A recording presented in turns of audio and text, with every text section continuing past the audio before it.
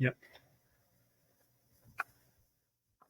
Welcome to A Therapist, Buddhist, and You. My name is Luke Du Bois, and I'm here with my favorite Buddhist and quite possibly yours too. I'm here with Zarmal.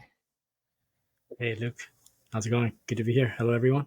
It's going quite well. I'm out of the state on vacation in beautiful sunny beach, so it's been a good 24 hours for me so far. So I'm enjoying the getaway, but still enjoying finding time for a podcast. And thank you all for listening. And the usual call to action. If you find this valuable, we really do appreciate it. Even though this is certainly a passion project and we enjoy doing it, it does take some time and work. So we find a lot of value if you guys and gals decide to comment, share, like. It does mean a lot and gives other people the chance to listen as well.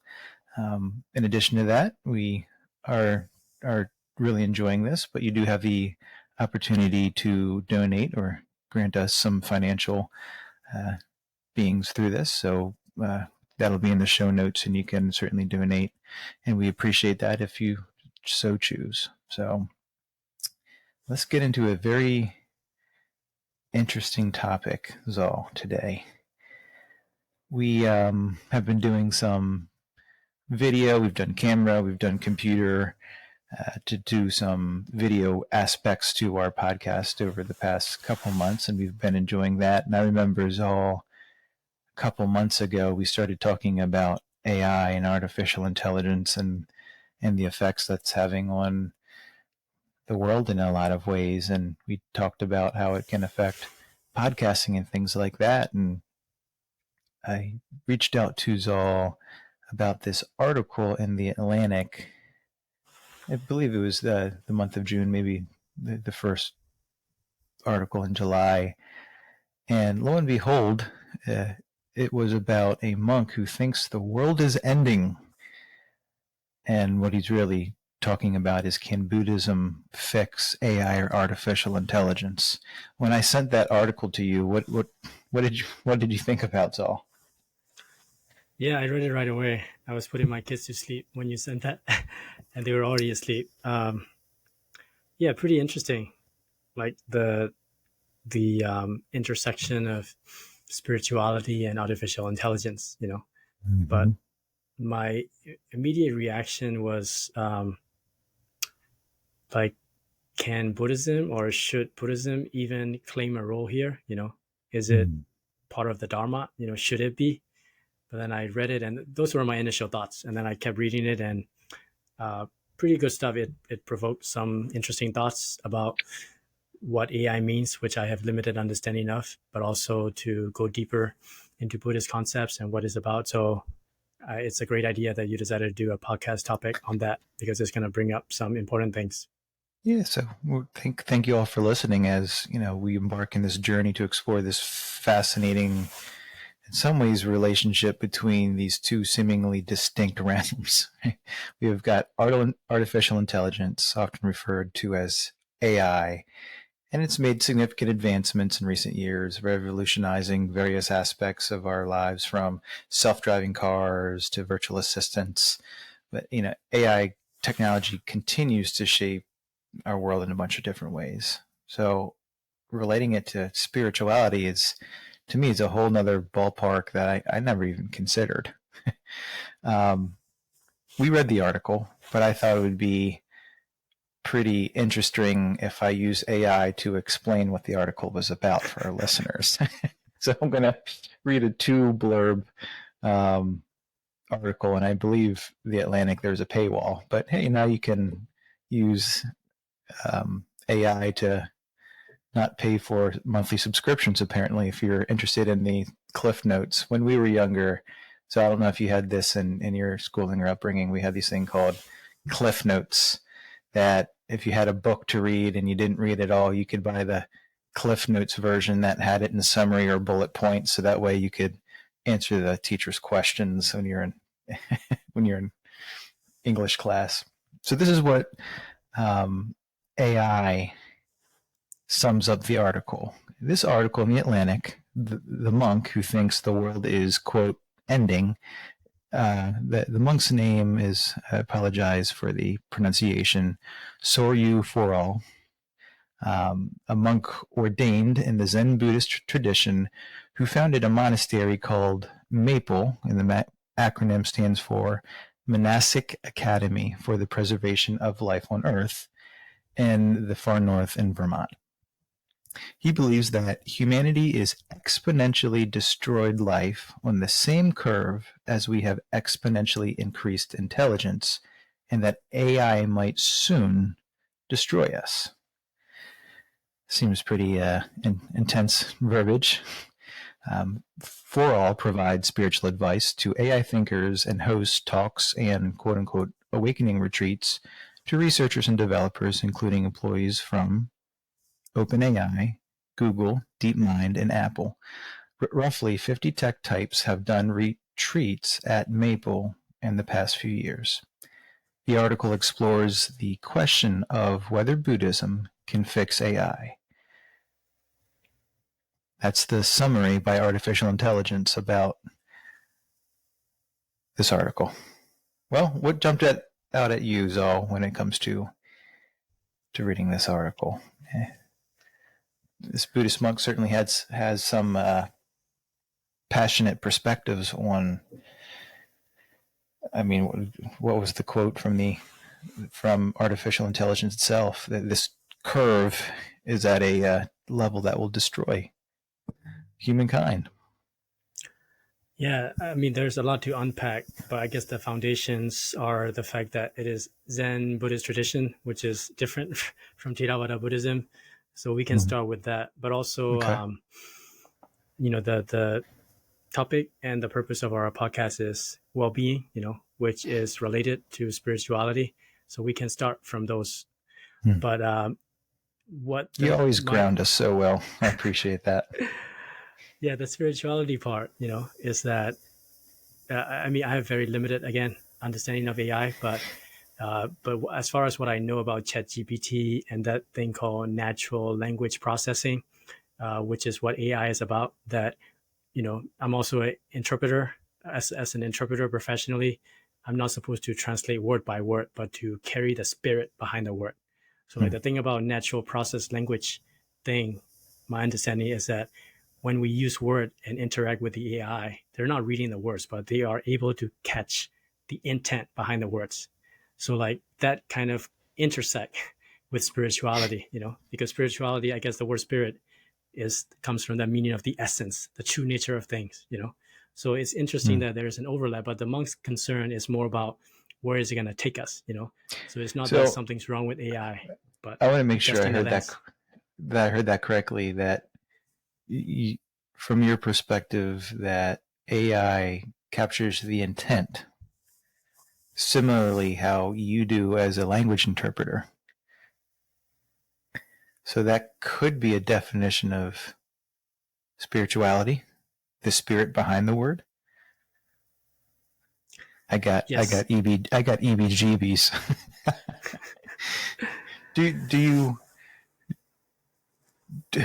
Do you hold true to that definition of spirituality when you put it in the context of AI, and what you do as an interpreter is not just carbon copy, take the English conversation and as closely as possible translate it to Burmese, but you take the spirit behind what you feel that they are saying and translate it to them. Do you feel that a computer can do that just like you can, or as humanistic as you can, or go there before I babble? Yeah, this is a very complex issue, complex topic, but I didn't think we would get here this quick, but go ahead.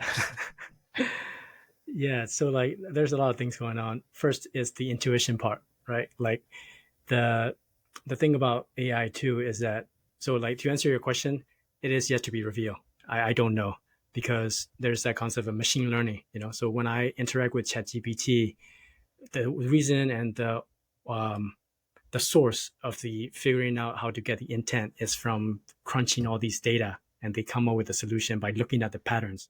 But for us, for our brains, for our evolution, it goes all the way back, way before internet. So like when I translate, it's not like me gathering information and reading all these Burmese books on the internet and analyzing data and then translating, but it goes to something spiritual, like my ancestors, my culture, some nuances, some cultural differences. So like for me, it works the best when I don't think, But then ironically, and the contrast is that computers are all about thinking, to compute is to think, to calculate. So like for me, that's where it gets really confusing and interesting, because we get our intuition when we don't think, it comes out. But then for computer, they rely solely on the analysis and computing and thinking and calculating. So that's a big contrast. I hope that's helpful, and I hope that's a good solid ground to stand on and unpack. What do you I think think? it's a different definition of spirituality. In my notes, I wrote down, okay, how do I give the audience a potential definition of spirituality, even though spirituality is deeply personal and profound and maybe as subjective as any other word in this language next to love. But yeah, when we talk about spirituality, some things that I wrote down, it's a source of solace, it's guidance, it's can be used for growth for individuals across all kinds of cultures throughout history. It like spirituality encompasses an unbelievable wide range of beliefs and practices and insights. And one of my favorite analogies for spirituality is, what's the difference between spirituality and religion? I often use the analogy that religion is the glass, is the cup. Religion is the structural, pragmatic, patternistic things that people go, I like the glass or the religion to be clear, or glass or plastic. And a lot of people like certain religions to hold the spirituality. And I like to call the spirituality the liquid or the water. That, yes, you can use religions for spirituality, but spirituality, there's just as many descriptors for that liquid in spirituality as there is for religions. But yeah, in terms of how are we going from artificial intelligence to artificial spirituality, or how does this AI hold this spirituality in an artificial way? How do we even begin to define it?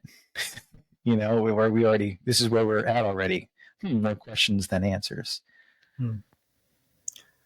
Yeah, and then another effective way or another productive way that we can tackle this is through human condition, because that's what Buddhism is about, the humanness, the suffering.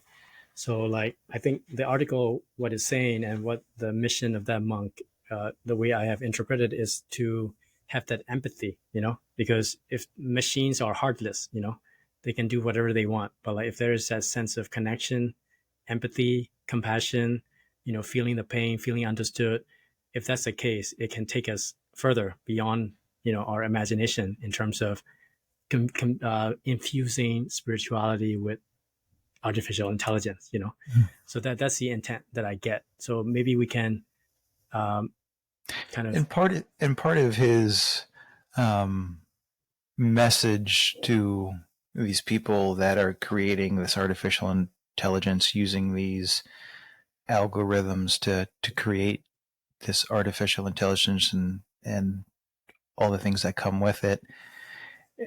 It sounds like this monk is trying to make sure that these creators are putting these Buddhist principles in this artificial intelligence. And that was one of the takeaways for me, that whenever there's this huge change in history, whether it's all of a sudden, farmers were worried when there was machinery. They were fearful to take away their job. And then, we've seen what just the advancements we've had, and now we've got artificial intelligence, and people are fearful of how it's going to affect. It's going to change and take a lot of jobs away. That's just true, and that's a fear factor. But with that fear is the possibility of unbelievable growth, and his message is, because it can do so much, and the fear is it could control us.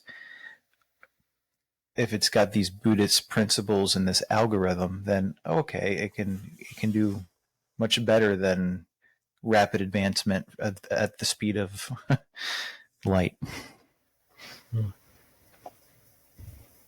Yeah, very intriguing. Mm-hmm. Well, it's Yeah. we've touched upon it a little bit, but let's just kind of run down how AI is already being used. It's being used in healthcare. It's being employed to help with medical diagnostics, drug discovery, personalized medicine, patient monitoring, early detection and treatment outcomes. It's being used in finances in terms of algorithms to analyze financial data, fraud detection, transportation. We talked about this already with cars and predictive maintenance of vehicles, personal assistance. I have a Hey Google in my in my house. Hey Google, what's the temperature? What's the music? And then, so yeah, it's being used. Turn on the lights in a lot of ways already. So to think of it with the spirituality, this is just a whole nother level of, ooh, well, what does that mean?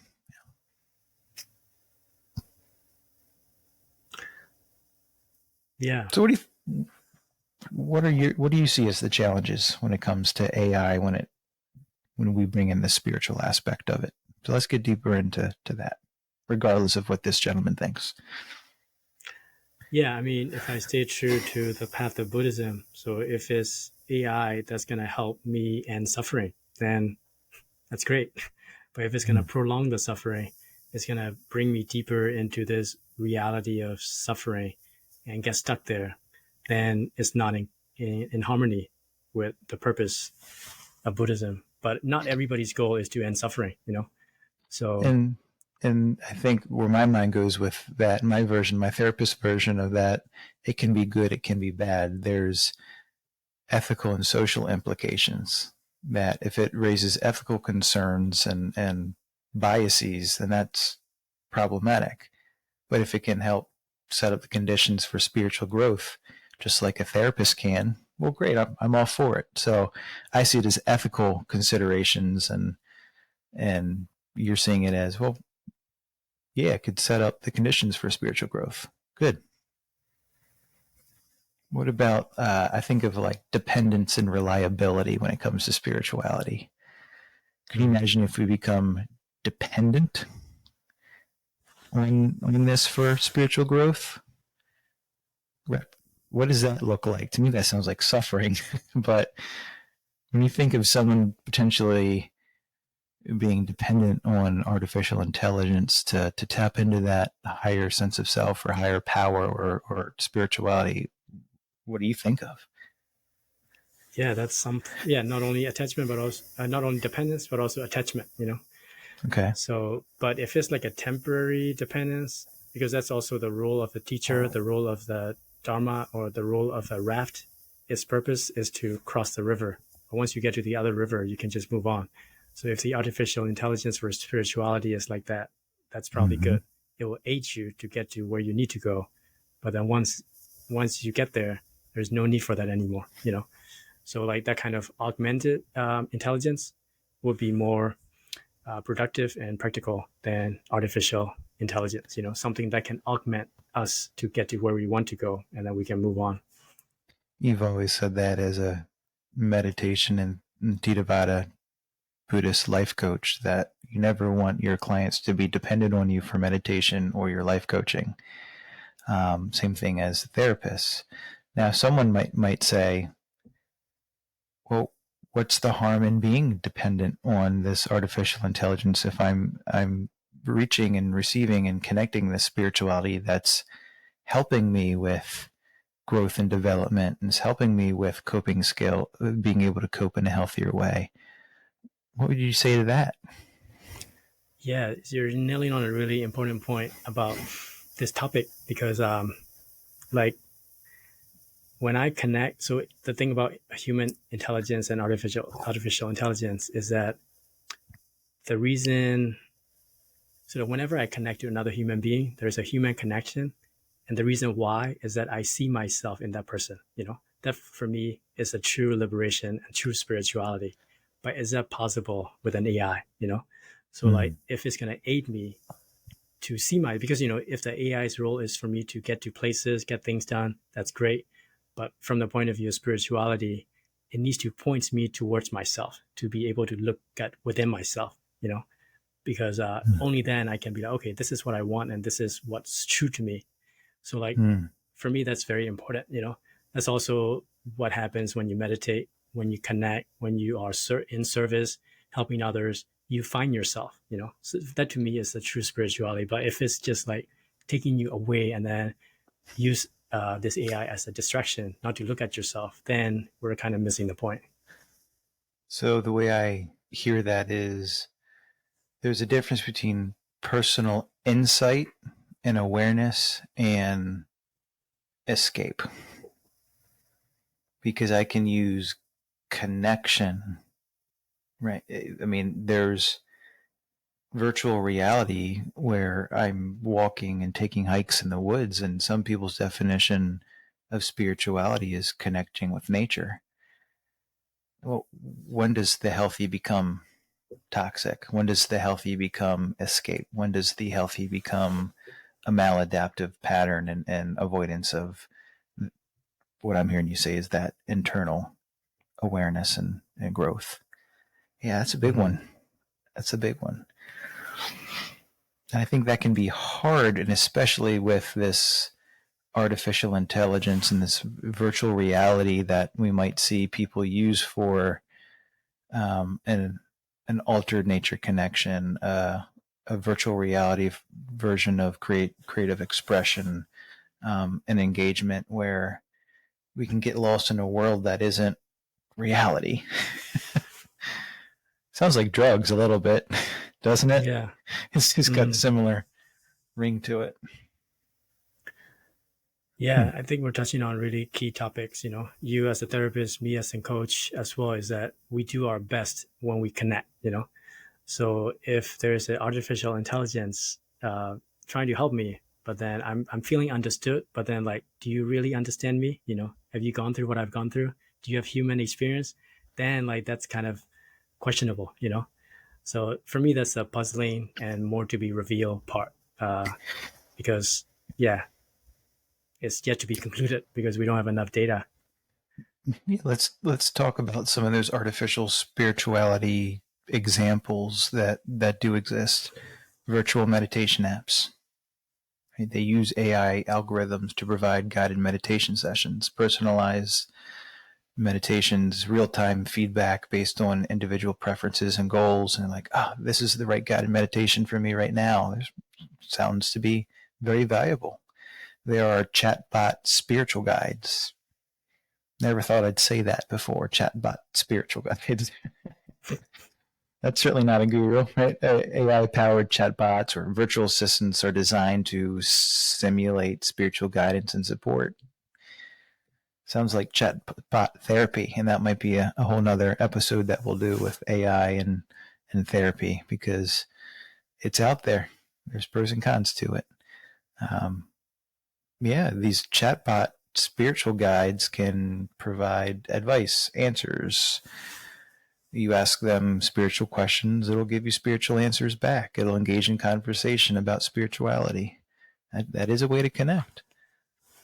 Digital prayer platforms, AI-generated spiritual teaching. So it's just another. I'll call it an advancement. It's an advancement. There's AI-powered tarot or oracle card readings. There's virtual religious rituals, emotional support AI companions. So it goes on and on and on and on. So these are some of the examples that we're referring to when we use the verbiage of artificial spirituality. Yeah. Where do we go from here, Zal? I think we're not for or against. We're certainly highlighting some things to be conscious of, that sometimes as humans we can go to extremes, and you you were relating it to as attachment or connection, or I'm using the words of toxic or dependency or a form of addiction. But where do you want to go from here? Yeah, I mean, I feel optimistic about it, or more so, I feel realistic about this, because in a nutshell, I think it will be a good challenge for humanity, because the Mm-hmm. challenge for me, as I mentioned earlier, maybe this is too much of a simplification, is that is it going to help me see the truth, or is it going to make me deviate from truth, So, like, if I'm interacting with a chat bot, spiritual guide, or whatever, like if it's distracting me from seeing myself, then it's not helping me. But essentially, this is also what I do as a life coach as well, is that before I help somebody effectively, I need to find out what they want. So like everything is all personal and unique. So like if there is an artificial intelligence spiritual guide, like what am I actually looking for? Or if I don't know what I'm looking for, is this guy going to help me to realize what I'm looking for, as opposed to being lured into a plan that I am not aware of, Mm-hmm. or like, so it's all about like going within. If it's going to help me to go within and find my truth, great. But if not, Yeah. I'm stuck in this samsara, in this cycle of suffering. Mm-hmm. One of the things that I've gotten from you over your teachings of meditation practice, you've often been not so monastic and structural that say no guided meditations, but you are really big on meditations that don't involve music or guidance. Why? And certainly not artificial intelligence. If you're often a support of sitting in silence when it comes to meditation, why do you see that as a very strong benefit in your practice? Yeah, I'm not against, that, but Mm-hmm. I'm just cautious about where it can take us, because mine is a very tender, uh, personal, friendly thing, but it can also be programmed. So if I'm following guidance, and if I'm like reacting or following, it can sometimes take me away, because there are also some really good meditations where the guidance is actually to help you look within. A lot of long pauses, those are great. But if it's like a hypnosis that takes you create stories, fantasy, making the purpose to be just to calm you, if that's your goal, great. But like that's not where the true liberation is. Otherwise you're just finding the temporary comfort. Oh, this music is soothing, so I feel great, let me go out and live in the world, and then I'll expire and then come back. As Mm-hmm. opposed to having a really solid, self-reliant, true internal support that is faithful to you anytime, which I think in my experience is only found through silence and stillness. So Mm-hmm. that's where I stand with that. Yeah, I'm certainly an advocate for meeting people where they're at when it comes to therapy or meditation or their health journey and wellness journey, whatever that might be. And having these um, AI, artificial intelligence, and virtual realities and augmented realities. I think we're going to be hearing it more coining it augmented realities, or put a nice twist to it intentionally to help people begin that process. I mean, meditating for 5 minutes a day can seem like just impossible for a lot of us, me included sometimes. Going to the gym 3 times a week, eating healthy seem so difficult and resistance and challenging that there can be unbelievable benefit to things like VR and augmented reality and AI to help people do that. But I'm also someone that is very conscious of people that become so dependent on just one thing where it prevents them from strengthening all aspects of a holistic health and wellness journey. Mm-hmm. Um, so it can heighten these senses. It can activate the insight and intrigue. But I don't think I would have been one that would have. I'm sure I would do most of my meditation with um, a guided audio track if it wasn't for you. And because you walked me through doing some meditations without, the apps, that it activated something in my practice that I probably wouldn't have gotten. So that's another, feather in the cap for not just relying on, it just sounds horrible, artificial spirituality. It's like, I work with a lot of clients that have substance use, and I often relate to the clients that have these highs with a mind-altering, mood-altering chemical and substance as a numbing high. That, yeah, you're getting high, but it's the most numbing high that you'll ever feel. And in sobriety or recovery, when they're no longer numbing out with these substances, achieving a goal, making a deadline, knocking check marks off their lists, and they get this feeling of accomplishments and something they work for, is a higher high that they ever feel than just numbing out with drugs and alcohol, even though they have a sense of euphoria. And I'm guessing as people continue their practice in spirituality that they won't have to augment it with an artificial intelligence to meet these higher senses of spirituality. And I think the thing that's important to connect with that is that knowing your inner self, part of that spirituality, that higher power is within. Yeah. Yeah, as you were talking, a thought just comes to mind about like what makes us to be bonded. It's also what is going to set us free. What I mean by that is that there is this concept of anatta in Buddhism, which is translated as the absence of self. So we are suffering because we have this attachment to who I think I am, which is valid, which is true, but then that's also what is limiting me. But then if I connect that with AI, it's kind of interesting, right? Like machine don't have a mind, machine don't have identity, but we are creating identity, and that's how they're going to relate to us. So like we're starting at two different, because we already have an identity, but we're creating identity for them, So in a way, they're at an advantage point because they already have anatta, they know there's no self.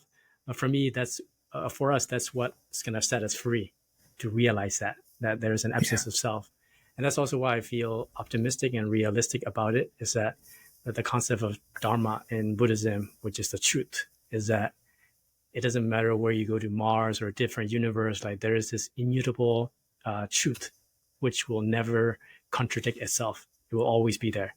So if that's really the case, it will show up in AI too, because there is no need for a creation. There is no need for an invention. There is no need for regulation, If it's a true truth, it's going to appear.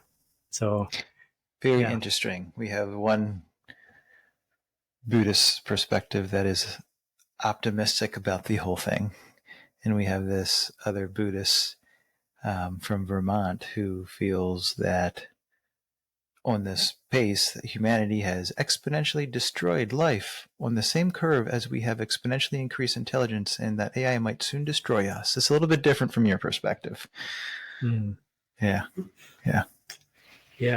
I don't have any.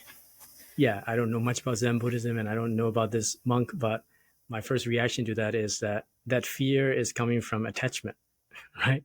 To be worried about something like that, which I don't want that to be a criticism, but that doesn't really sound like a Buddhist thought for me, that I should actually be free of worry. It shouldn't create any kind of anxiety, Oh, I'm so anyway, so that's the thought that comes to mind. Well, I don't think we need to go too much farther than that, do we? That's we've covered it. Well, in our exploration of artificial spirituality, what a name that is, and examples of AI applications in the realm of spirituality, it becomes evident that while these technologies can simulate certain aspects of spiritual practices and guidance, they can never fully replicate the authenticity and depth of genuine spirituality.